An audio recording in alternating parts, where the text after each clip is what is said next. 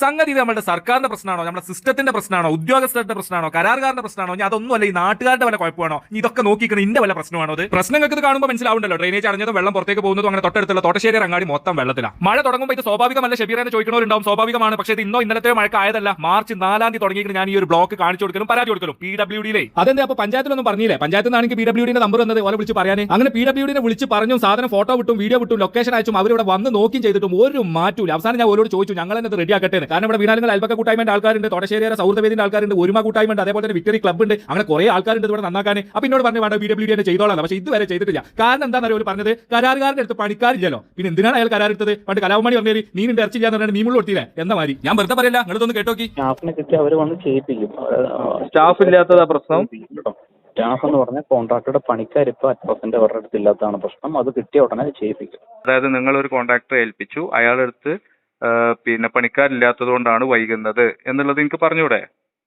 ആരൊക്കെ പറയുന്ന കാര്യമാണ്? ഇത് ബോധിപ്പിക്കേണ്ട കുറച്ച് ആളുകളുണ്ട് ഇവിടെ കേട്ടോ. അത് പറയാലോ അല്ലേ? ശരി, ഓക്കെ അത് മതി. നമ്മളോട് ക്ലീൻ ചെയ്യേണ്ടെന്ന് പറഞ്ഞു ഞാൻ പറഞ്ഞില്ലേ, അതും കൂടി ഒന്ന് കേട്ടാളി. ഞാൻ പറയുന്നത് എന്താ വെച്ചാൽ, ഞാൻ ഏതാണ്ട് ഒരു മാസത്തോളായി ഇപ്പൊ നിങ്ങളെ വിളിക്കുന്നത്. എന്താണ് ഇതിന്റെ തടസ്സം, എങ്ങനെയാണ് അതിന്റെ പ്രൊസീജിയർ എന്നുള്ള കാര്യം നിങ്ങൾക്ക് പറഞ്ഞു തന്നാലേ, ഇല്ലെങ്കിൽ നമ്മൾ ക്ലീൻ ചെയ്തോളാം. അല്ല, നിങ്ങൾ ചെയ്യേണ്ട, നമ്മളത് ആളെ അറേഞ്ച് ചെയ്തിട്ടുണ്ട്. അപ്പൊ കോൺട്രാക്ടർ ഇത്ര ദിവസമൊക്കെ നീണ്ടു നിൽക്കാൻ എന്താണത്?